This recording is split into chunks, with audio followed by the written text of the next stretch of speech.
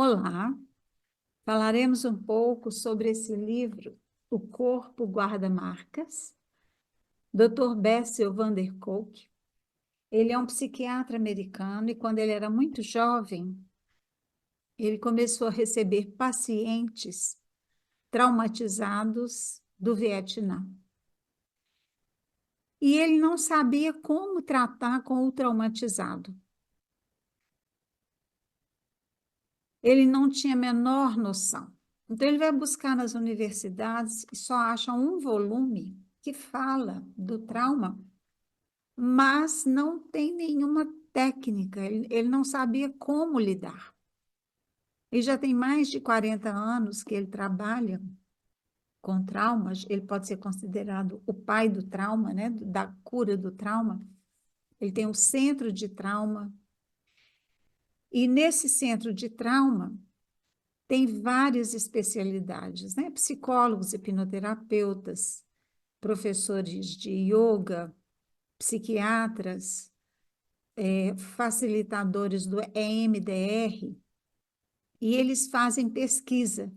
Então, as sessões são iguais, sempre, e é um trabalho maravilhoso.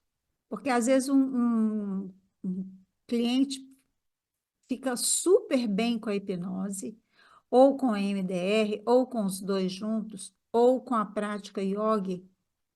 É um trabalho belíssimo que ele já faz há mais de 40 anos. E o que ele descobriu? Que o corpo guarda marcas do trauma. O trauma afeta o corpo e afeta também a mente. E essa que é a grande questão. E ele começou a observar que a turma que sobrevivente do Vietnã, altamente traumatizada, eles tinham ataques de fúria, mas assim, absurdas, que ele não compreendia muito.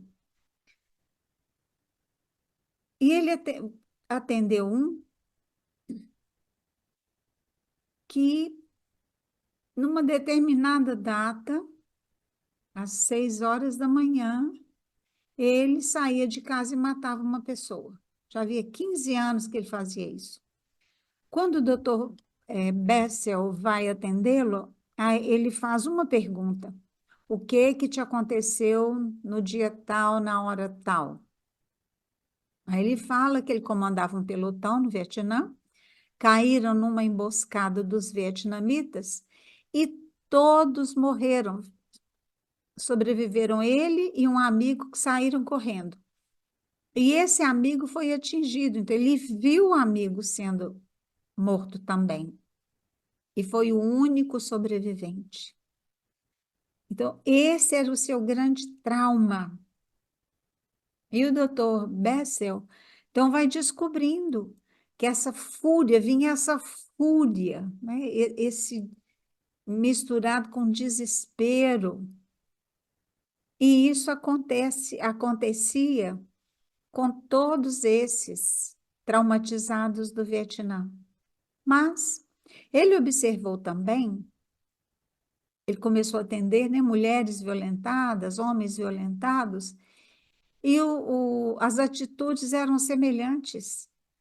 Então, a descoberta foi: não importa o trauma, mas se é um trauma maior, né, mais doloroso, as reações são as mesmas. Então, o trauma lesa o corpo e lesa o cérebro. O cérebro já não responde mais como respondia antes do trauma. A pessoa fica revivendo mentalmente o fato. Mas o fato já acabou, já passou, está lá no passado. Às vezes já se passaram 15 anos, 20, 30, 40, e a pessoa revive esse trauma. Mas já passou. Então, todo o processo de terapia e traumas mais sérios vai precisar da medicação psiquiátrica, Às vezes entra com um antidepressivo, o ansiolítico ou outra medicação a mais para ajudar esse cérebro a voltar a funcionar direito, a funcionar normalmente. Por isso é que ele fala que o corpo guarda as marcas daquele trauma violento. Mas como sair do trauma? Então, às vezes é necessária medicação psiquiátrica, o processo psicoterápico, e descobriu-se também que não adianta ficar só falando. Aliás, cada vez que fala, reforça o trauma. Então, as terapias só de fala, elas não atuam mais rapidamente na cura do trauma, porque já que o trauma ficou guardado no corpo, as marcas estão, e aquela energia está presa ali naquele corpo, é indispensável trabalhar esse corpo. Então, essas terapias que vão trabalhando o corpo, elas liberam muito mais rapidamente o trauma. Então, observe aí você. Você traz algum trauma da infância? Na verdade, todos trazemos. O nascimento nosso é traumático. Dentro da barriga está quentinho, o bebezinho sai numa sala gelada, é amparado por mãos que ele desconhece, ele é embrulhado rapidamente. Daí, a 1 minuto, 2, ele já está recebendo uma injeção na coxa, que é muito dolorosa. E vai por aí afora, é uma série de traumas. As próprias consultas médicas se tornam traumatizantes. Muitas crianças não dão conta nem de ver o uniforme branco. Então, já existem hospitais que o branco foi abolido. Eles usam, tanto médicos quanto enfermeiros, cores claras. Um tom de bege, um amarelo claro, um verde água, um azul claro, para quebrar essa imagem de branco, roupa branca significa dor. Todo mundo que chegar de branco vai significar dor. Então, nós temos várias crianças traumatizadas. Vocês imaginam? Pega a criança, leva no colo de um estranho, de um desconhecido, não tem tanto contato assim, coloca lá naquela sala gelada, cirúrgica, o bloco cirúrgico é gelado, amarra as mãozinhas, amarra as perninhas, é uma tortura. Seria indispensável que na medicina houvesse estudos sobre isso.